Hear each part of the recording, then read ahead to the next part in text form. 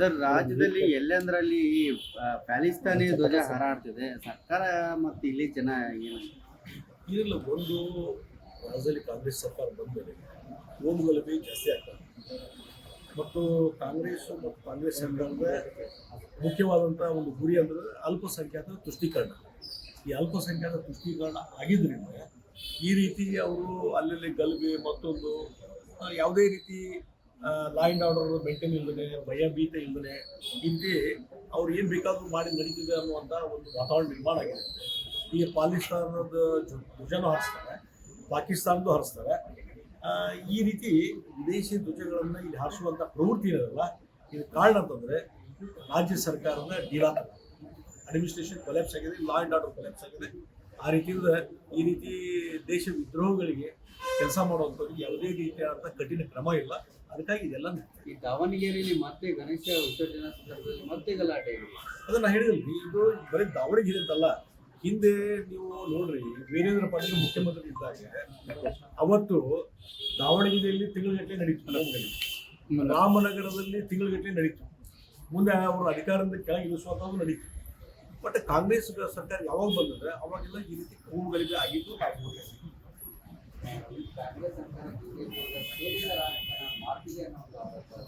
ನೋಡಿ. ಈಗ ಡೆಫಿನೆಟ್ಲಿ ಒಂದೇ ಒಂದು ಪ್ರಕರಣ ನೋಡ್ಕೊಂಡು ಹೋದ್ರೆ ಇವತ್ತು ಯಾವುದು ಮೂಢ ಹಗರಣ ಹೊರಗೆ ಬಂದ ಮೇಲೆ ಮತ್ತು ವಾಲ್ಮೀಕಿ ನಿಗಮದ ಹಗರಣ ಹೊರಗೆ ಬಂದ ಮೇಲೆ ಈ ಸ್ಕ್ಯಾಮ್ಗಳ ಬಗ್ಗೆ ಡಿಸ್ಕಷನ್ನು, ಕಂಪ್ಲೇಂಟು, ಹೋರಾಟ ಎಲ್ಲ ನಡೆದ ಮೇಲೆ ಈಗ ಒಂದೊಂದಾಗಿ BJP ನಾಯಕಗಳ ಮೇಲೆ, JDS ನಾಯಕರ ಮೇಲೆ ಒಂದು ದ್ವೇಷದ ರಾಜಕಾರಣ ಮಾಡಲಿಕ್ಕೆ ಪ್ರಾರಂಭ ಮಾಡಿದ್ದಾರೆ. ಈಗ ಕುಮಾರಸ್ವಾಮಿ ಅವರು, ಯಡಿಯೂರಪ್ಪನವರು ಡಿನೋಟಿಫಿಕೇಶನ್ ಕೇಸು.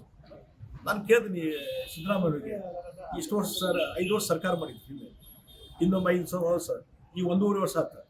ಇವತ್ತು ನಿಮ್ಗೆ ನೆನಪಾದ್ರು ಡಿನೋಟಿಫಿಕೇಶನ್ ಕೇಸು. ಮೊದಲು ಯಾಕೆ ಕೇಸ್ ಹಾಕಲಿಲ್ಲ ಅವಾಗ ಲೋಕಾಯುಕ್ತ ಅಲ್ಲಿ ಕೇಸ್ ಪೆಂಡಿಂಗ್ ಇದ್ದದ್ದು ಯಾಕೆ ನೆನಪಾಗಲಿಲ್ಲ? ಇವತ್ತು ಈ ರೀತಿ ಹಗರಣಗಳು ಬರಕ್ಕೆ ಚಾಲು ಮಾಡಿದ್ರೆ ಇವೆಲ್ಲ ನೆನಪಾಗ್ತಾವೆ, ಕೇಸನ್ನು ಹುಡುಕಿ ತೆಗೆಯುವಂಥದ್ದು. ಹೀಗಾಗಿ ಈ ರೀತಿ ದ್ವೇಷದ ರಾಜಕಾರಣ ಮುಂದುವರಿಸಿದೆ.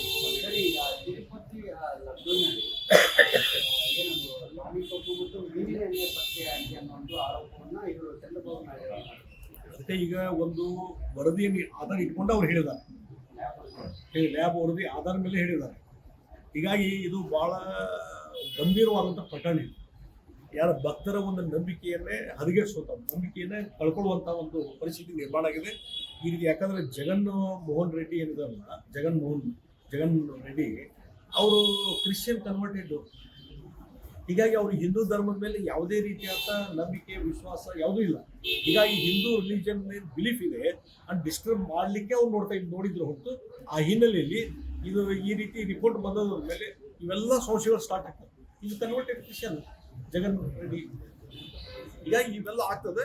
ಅದಕ್ಕಾಗಿ ಈ ರೀತಿ ಆಗಿದ್ರೆ ಜಗನ್ ರೆಡ್ಡಿ ಅವ್ರಿಗಾಗಲಿ, ಅವ್ರ ಮುಖ್ಯಮಂತ್ರಿ, ಅವತ್ತು ಯಾರು ಕಾಂಟ್ಯಾಕ್ಟ್ ಕೊಟ್ಟಿದ್ದಾರೆ ಮತ್ತು ಅವ್ರು ಯಾರು ಚೇರ್ಮನ್ ಇದ್ರು ಎಲ್ಲರ ಮೇಲೆ ಕಾನೂನು ಕ್ರಮ ಆಗಬೇಕಂತ ಒತ್ತಾಯ ಮಾಡ್ತೀವಿ. ಇದು ಹಿಂದೂ ಭಾವನೆಗಳಿಗೆ ಧಕ್ಕೆ ತರಬೇಕು. ನೋಡಿ, ಭಾಳ ಒಂದು ಒಳ್ಳೆಯ ರೀತಿಯಾದ ಒಂದು ಯೋಜನೆ ಹಿಂದೆ ಯಾವ ಸರ್ಕಾರನೂ ಮಾಡಲಿಲ್ಲ. ಹೀಗಾಗಿ ಇವತ್ತು ಚುನಾವಣಾ ಆಯೋಗದ ಮೇಲೆ ಖರ್ಚು ಕಡಿಮೆ ಆಗ್ತದೆ, ದೇಶದ ಚುನಾವಣಾ ವೆಚ್ಚಕ್ಕೂ ಕಡಿವಾಣ ಹಾಕ್ಬೇಕಾಗುತ್ತೆ. ಮತ್ತು ಒಂದೊಂದು ಸಲ MLA ಎಲೆಕ್ಷನ್ನು, ಒಂದ್ಸಲ ಪಾರ್ಲಿಮೆಂಟ್ ಎಲೆಕ್ಷನ್ನು. ಇವತ್ತು ಬರೀ ನಮ್ಮದು ಡೇ ಟು ಡೇ ಅಡ್ಮಿನಿಸ್ಟ್ರೇಷನ್ ಮಾಡೋದು ಬದಲು ಪೊಲಿಟಿಕಲ್ ಲೀಡರ್ಸ್ ಆಗಲಿ ಮತ್ತೊಬ್ಬರು ನಾವು ಬೆಳಗಿನ ಸಾಯಂಕಾಲ ಇಲೆಕ್ಷನ್ ಮಾಡೋದಾಗ್ತದೆ.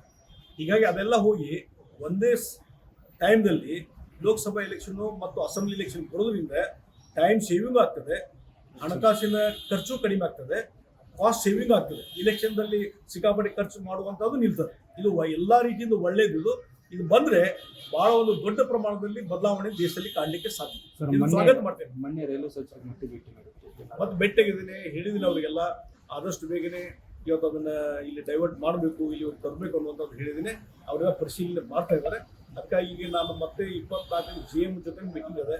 ಮುಂದೆ ಸೋಮಣ್ಣ ಅವ್ರ ಜೊತೆಲೂ ಡೀಟೇಲ್ ಆಗಿ ಚರ್ಚೆ ಮಾಡಿದ್ದೀನಿ. ಮುಂದಿನ ವಾರ ಸೋಮಣ್ಣ ಅವರು ಹುಬ್ಳಿ ಭಾಗಕ್ಕೆ ಇಲ್ಲಿ ಬರ್ತಾರೆ ಪ್ರವಾಸಕ್ಕೆ. ಅವ್ರ ಜೊತೆಗೂ ಕೂತು ಇನ್ನೂ ಡೀಟೇಲ್ ಆದಂಥದ್ದು ಎಲ್ಲ ಚರ್ಚೆ ಮಾಡ್ತೀನಿ.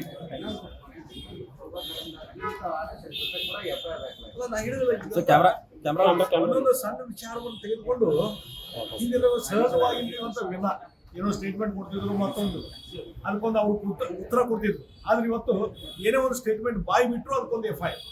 ಇದು ದ್ವೇಷದ ಅಂಕಣದ ಒಂದು ಸಾಕ್ಷಿ. ಬಿಜೆಪಿ ನಾಯಕರು ಅದಕ್ಕೂ ಇದು ಮಾಡ್ತಿದ್ದಾರೆ. ಡೆಫಿನೆಟ್ಲಿ ಅವ್ನು ಹೆದರ್ಸ್ಲಿಕ್ಕೆ ಮಾಡ್ತಾ ಇದ್ದಾರೆ. ಅದಕ್ಕೆ ನೀನು ಅಶೋಕ್ ಹೇಳಲ್ಲ 100 FIR ಮಾಡಿದ್ರು ನಾ ಏನು ಹೆದರ್ಲ್ಲ ಅಂತ ಹೇಳೋದು. ಗ್ಯಾರಂಟಿ ನ್ಯೂಸ್, ಸುದ್ದಿ ಖಚಿತ, ನ್ಯಾಯ ನಿಶ್ಚಿತ.